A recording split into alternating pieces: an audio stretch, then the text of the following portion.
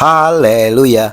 Shalom Alehim. Berjumpa lagi dengan saya pada perenungan hari ini tanggal 25 Juli 2025. Saudara, di pagi yang cerah ini marilah kita mengucap syukur di dalam doa kepada Tuhan Allah kita yang selalu memberkati kita. Dan juga jangan lupa, berilah senyuman dan sapaan kepada sesama kita.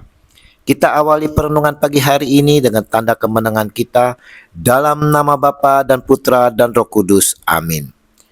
Melayani bukan dilayani.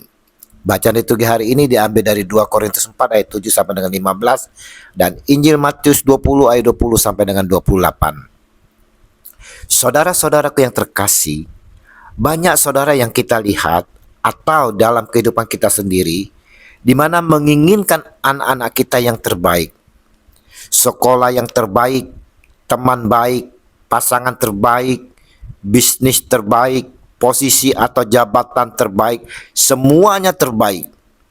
Bagaimanapun caranya, segalanya dihalalkan. Seperti cerita di negeri Konoha itu, saudara. Konon, rajanya pun memakai segala cara agar pangerannya dapat posisi yang terbaik. Injil hari ini pun kita melihat bagaimana ibu dari anak-anak Zebeus dengan tak sungkan-sungkannya saudara meminta kepada Yesus, katanya dengan penuh harap, "Berilah perintah supaya kedua anakku ini boleh duduk kelak di dalam kerajaanmu, yang seorang di sebelah kananmu dan seorang lagi di sebelah kirimu." Matius 20 ayat 21. Saudara, ibu ini tak mengerti apa yang dimintakannya, saudara. Tetapi Yesus menjawab, katanya, "Kamu tidak tahu apa yang kamu minta. Dapatkah kamu meminum cawan yang harus kuminum?" Kata mereka kepadanya, "Kami dapat." Matius 20 ayat 22. Tapi kembali Yesus berkata kepada mereka, "Cawanku memang akan kamu minum, tetapi hal duduk di sebelah kananku atau di sebelah kiriku, aku tidak berhak memberikannya. Itu akan diberikan kepada orang-orang bagi siapa Bapakku telah menyediakannya." Matius 20 ayat 23. Saudara-saudaraku yang terkasih, di sini Yesus menyadarkan kepada murid-muridnya, saudara, juga kepada kita sekalian, bahwa kita belum sepenuhnya memahami arti penderitaan dan tujuan sejati dari kerajaan Allah. Kita masih terjebak dalam ambisi duniawi dan keinginan-keinginan untuk mendapatkan posisi tinggi. Mau memperoleh kedudukan bukan berarti kita dapat menguasai secara otoriter, saudara. Tidak. Memperoleh kedudukan, posisi, jabatan haruslah mampu melayani, bukan dilayani. Sekali lagi saya katakan, saudara, memperoleh kedudukan, posisi, jabatan haruslah mampu melayani, bukan dilayani. Menjadi pemimpin kita harus mampu merendahkan hati dan mau berkorban dengan melangkah maju, melangkah ke tempat-tempat yang terasing bagi kita, mungkin kotor sekali, tak layak dikunjungi. Berkorban mengulurkan tangan kita untuk merangkul mereka yang membutuhkan. Berkorban untuk menguras tenaga dan pikiran demi mereka yang kita layani, sekalipun harus mengeluarkan dana. Pemimpin harus memiliki hati seperti Tuhan Yesus yang selalu peka, tergerak oleh belas kasih untuk selalu mengulurkan tangan kepada mereka yang sedang menanti bantuan.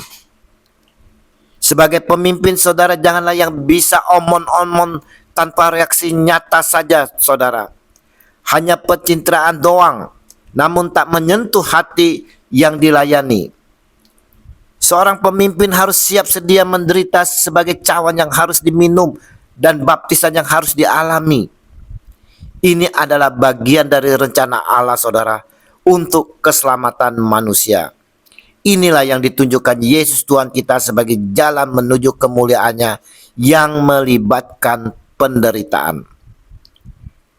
Atas permintaan ibu dari 2 orang murid ini, marahlah ke-10 murid yang lain kepada kedua saudara itu. Matius 20 ayat 24.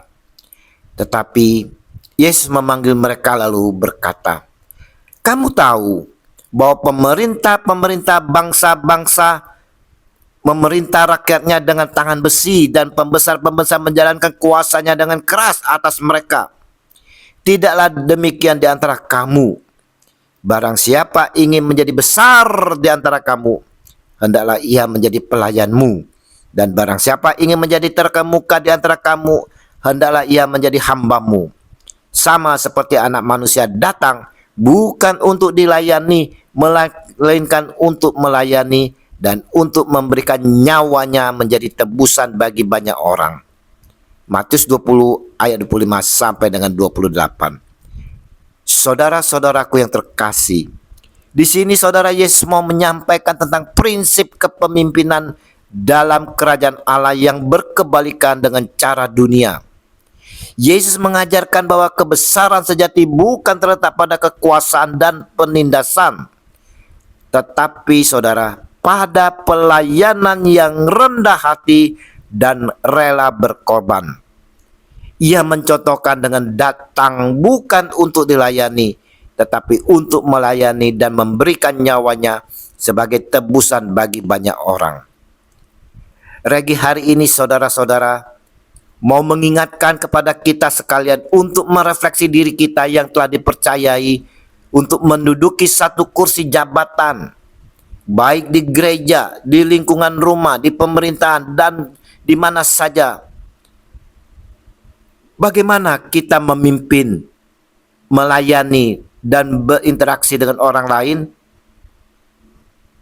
Adakah kita hadir di tengah-tengah mereka dengan penuh kerenan hati dan penuh kasih? Apakah kita cenderung mengejar kekuasaan dan keuntungan pribadi? Atau apakah kita memiliki hati yang melayani dan rela berkorban untuk kepentingan orang lain?